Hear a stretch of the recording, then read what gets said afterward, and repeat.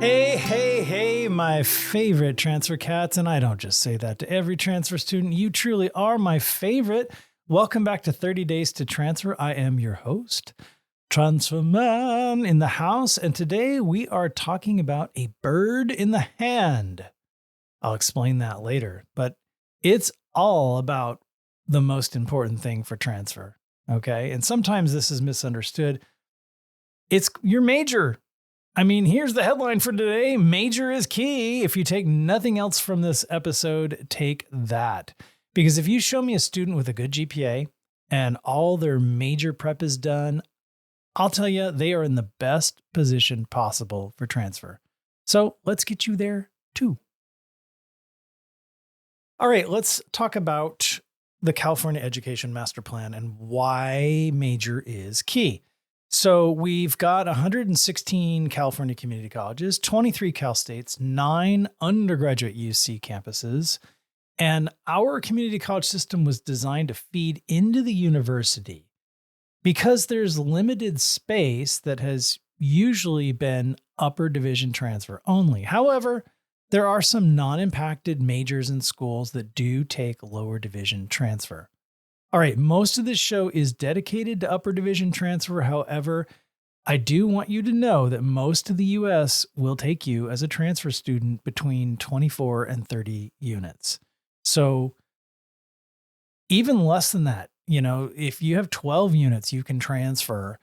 They'll typically take a combination of your high school and your college transcript at that point. But for the most of the U.S., 24 to 30 units is that cutoff where you are considered a straight up transfer student. So you can go outside of California to a lot of places and not have to stay for 60 units. So why do we have to stay for 60 units in California for upper division transfer? So they want you done in 2 years. When you transfer, they want you to be able to come in, jump right into your major, and get in and get out. And it's actually, I think, very kind of them because they want you to save money. They don't want you to just be there and to take up a spot. And so when they screen you for transfer, one of the big questions is, can you reasonably get in and get out in 2 years? If the answer is no to that, then maybe you need some more stuff to do at the community college level, right? All right, so when you transfer, they really want you to be able to graduate in 2 years. That means you need to be able to arrive ready to jump straight into your upper division courses. If you haven't finished your major prep, then you could end up stuck taking catch-up classes while everyone else is kind of moving on, and they don't want that. So this is why you must prioritize major prep first, and then general education. So if you know your major, go after it. Go after it. If I knew I just love English, I want to do my major as soon as possible. If you don't know what your major is, almost every single community college has a career and life planning class. You have a career center. You have your counselors.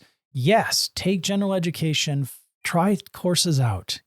One of the beauties of the community college is you can try different things out. You can reinvent yourself from whatever you thought you were back in high school to whatever someone told you you had to be. You get to actually go try it out. So if you don't know your major, yes, explore. But once you find it, once you know what your major is, I want you to go after it. So this is directly related to getting in as a transfer student. So here's the expression: a bird in the hand is worth 2 in the bush. So what does that mean in terms of our topic today?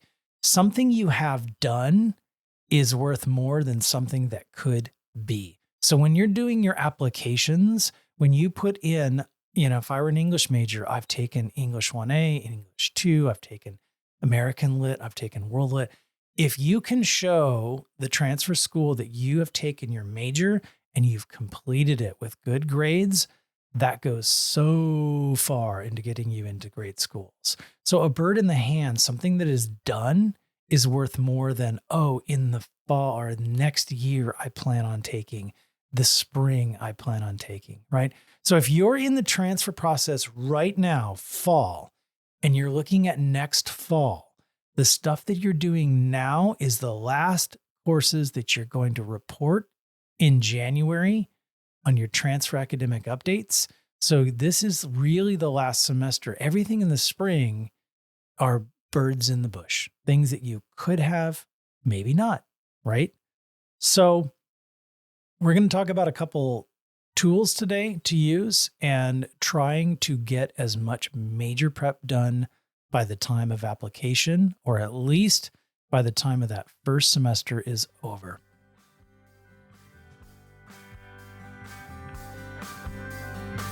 She grew up in a small town. Life's a play and everybody plays their part. Don't wanna die in that small town. Got bigger dreams than the rust on this tin can heart. Someone said there's a train coming. Gonna go, gonna leave.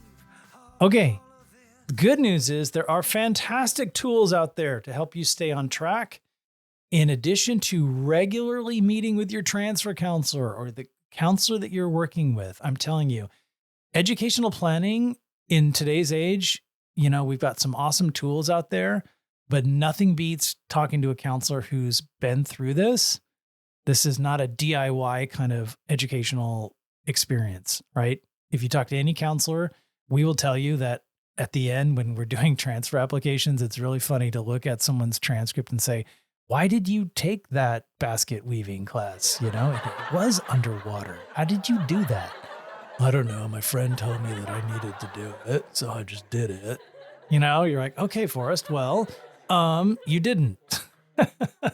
So please make use of your resources. I hope this whole podcast is teaching you use your resources. So here's a couple awesome resources. Assist.org is your go-to, okay?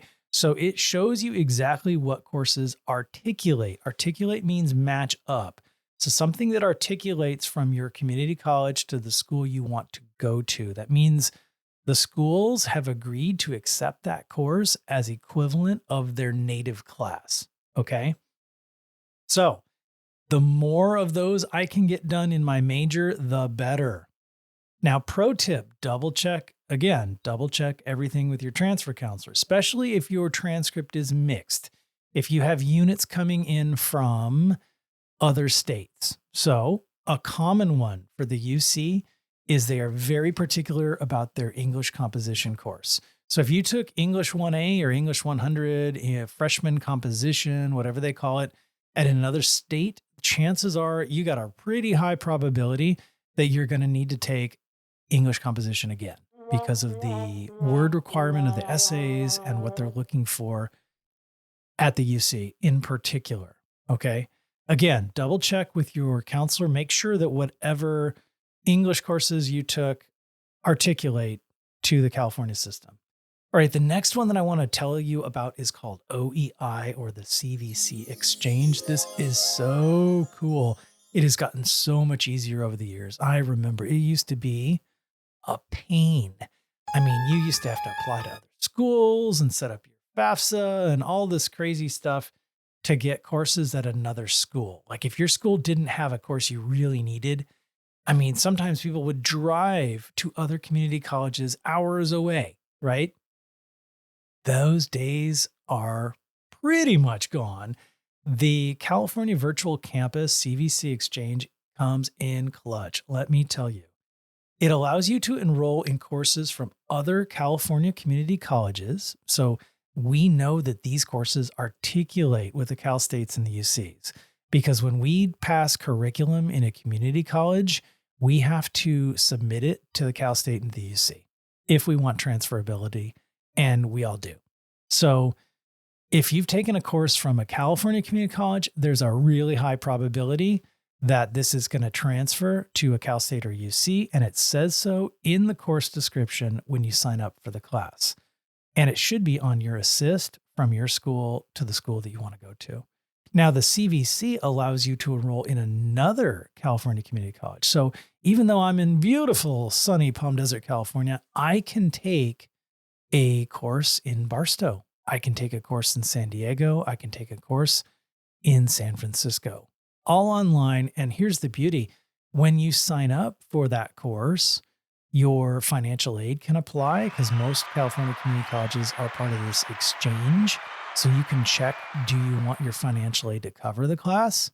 If you receive money from FAFSA or your DREAM Act, that could cover the course. Many of the courses have zero textbook cost, which is pretty awesome. And you can see different formats. There's asynchronous is the most popular. There are some synchronous or hybrid. And the timing, you can find courses that are 16 weeks, 12 weeks, 8 weeks. It's amazing. It's truly amazing. And here's one more cool thing. We're all on Canvas. So when you go to your Canvas shell and you're looking at your classes, you don't have to log into a different Canvas. Your Canvas course from the other college is going to appear there too. Oh my gosh. Where's the harp? Oh, there's the harp. Isn't that amazing? I mean, finally, California, this is beautiful. I mean, this is so awesome. Okay, so picking the right major and the right version of this. This is a whole different conversation, kind of, but it's related, right? Your major is really what gets you in. So how do you know what major to pick? All right, let's talk about a couple myths and let's talk about the truth. So here's something you might not know. UCLA has like 140 majors, all right? And every time I go to the counselor conferences, they always tell us that most transfer applicants cluster around about 13 majors. Majors like psychology, business, economics, biology, English, and political science. These are kind of top majors. If it's a top major at your campus, it's a top major in applications to the UC or the Cal State. So it increases intense competition. I think of impaction as if, imagine 100 people are sitting in a room and there's one door and we all had to run out that one door. That is impaction. So sometimes you don't actually need the exact major that you're thinking of to get into your career goal. For example, I studied English literature, right? My major was English. English is one of those top 13 majors at UCLA. Super competitive, but comparative literature is not nearly as crowded. And they used this example in the last time I was at their conference. Could I still become an English teacher or with a comparative literature degree? Absolutely, yes. Absolutely. I can get an English teaching credential. I can go on to a master's, right? So if it's less impacted and I can get to my goal, that's something to think about, isn't it? So here's another scenario. Say you want to be a counselor or a therapist, because I also teach psychology at the college. And you know what? I majored in English. So how do I teach psychology? Well, I got into a master's program. Here's the truth. If you want to be a counselor, you can get into a master's program in counseling with any major. In fact, if you ask all the counselors at your school, what was your major in your undergrad? Sociology, some might have done social work, some might have done history, geology. I mean, they're all across the board. Every counselor I know has a different bachelor's degree. And almost none of them have a bachelor's in psych, which is interesting, isn't it? So I majored in English. I got into a counseling program.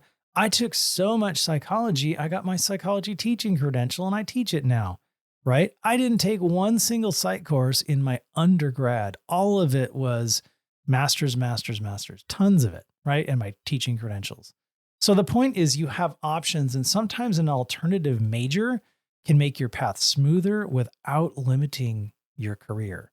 And we'll talk about that here in a second. But let me just clear up a quick, backdoor option here, this myth, okay? And yes, we should laugh at this myth because, we probably shouldn't laugh at it. It's almost like more of a sad thing. No, actually, this myth is more like this. Yes, let me tell you the myth about getting into a great school using an easy major. And then I'm just going to switch majors into my actual major that I really want to do. No, This is not a strategy. There is absolutely no guarantee that you can switch majors after transfer. Remember, you're there to get in and out in 2 years, right? Why would I let you in and then have you switch from being a, I don't know, Spanish literature major to suddenly your business economics? Yeah, no. All right, so here's what really happens. If you do want to switch, it happens from time to time where you can switch within the major family. I've had people go in as psych majors and realize that, particularly at the UC, psychology involves a lot of mathematics, right? Upper division, like calculus, things like that. It's a research-based institution. So it's really difficult. And they realize that's not exactly what I wanted to do. So they can switch to sociology. That has happened, right? But you have to apply internally and be accepted. While you are you're pursuing your stated major until you're accepted into the new one. And you need all the prerequisites for that new major. So if you're looking at some other major where you need the prerequisites, that could be a long time of prereqs, lower division prereqs, mind you. And so the chances of you being approved to switch majors are pretty low. Sometimes it works for very closely related majors, again, like sociology to psych, but going from psychology to chemistry or biology, not going to happen. Okay? So that is a very high stakes gamble, and I do not want you taking it. You need to be happy with the major that you get in for, right? So if you're applying to a school, make sure that you're happy in that major. All right.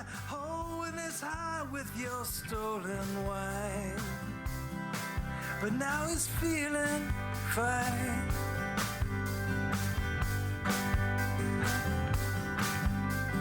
Here come Johnny, gonna play his part. Got a full tank of gas and a burning heart.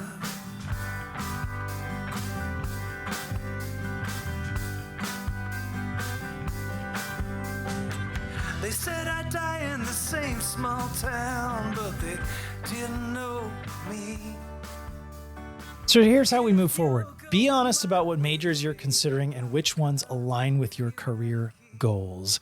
Look at alternative majors that you would still be happy with. And remember the saying, a bird in the hand is worth more than two in the bush. So here's your homework. Talk to someone in your desired career field or visit your campus career center. Ask them, what do you really need to get into this job? Prioritize your major prep first when you know your major, and then work on those, Cal GETC and those general eds. Main focus of transfer is your major. Use assist.org, confirm with your classes, with your transfer counselors, and explore the CVC exchange. If your home college doesn't offer a key course you need, get it somewhere else. Research alternative majors that would still make you happy and meet your goals, okay? Remember, major is key. In the transfer world, choosing the right one, completing your prep early will set you up for a smoother transfer and help you graduate on time. Don't let myths or bad advice steer you off course. Plan smart, stay flexible, and always check with your counselor. I am Scott Cooper, your transfer man, and I will see you in the next episode of 30 Days to